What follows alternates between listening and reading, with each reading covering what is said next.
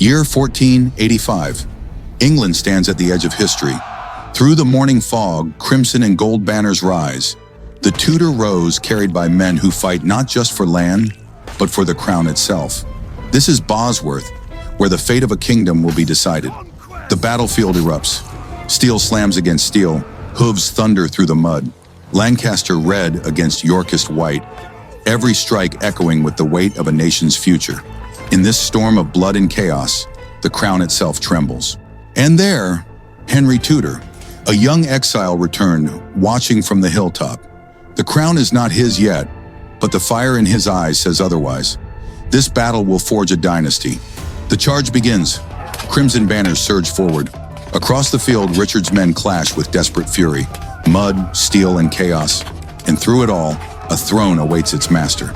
Richard III, the last Plantagenet king. He fights with fire, crown gleaming upon his brow. But destiny strikes, and he crashes into the mud, horse and crown falling with him. An age ends in silence. Upon blood-soaked ground, a new king rises. Henry Tudor, now Henry VII. Cheers erupt, banners wave, and sunlight breaks through storm clouds. A new dynasty is born. A year later, Westminster Abbey glows with candlelight. Henry VII weds Elizabeth of York. Lancaster and York bound by vows, united at last under one crown. From red and white blooms the Tudor Rose, a symbol of unity, of peace, and of England's fragile hope. But peace is not sealed with marriage alone. Henry works tirelessly. Pen to parchment, coin to treasury, law to order. A broken realm begins to heal beneath his hand. Yet shadows rise. Lambert Simnel, a pretender, a puppet, a threat. Henry's throne is tested but not broken. Beyond England's shores, Tudor sails catch the wind. Ships venture into the unknown. Trade, ambition, and destiny carried across the sea. In his court, Henry sits upon the throne. Banners fall around him, advisors bow low.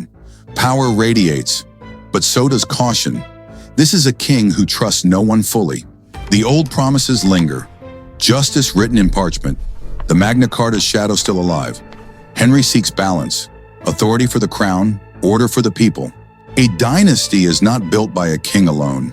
Children, heirs, alliances. Each portrait another thread in the Tudor tapestry.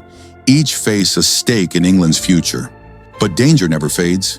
In whispered halls, rivals plot. Daggers gleam in the dark. For every crown there is a challenger. In great halls, voices rise in debate. Advisors clash in words as fierce as knights in battle.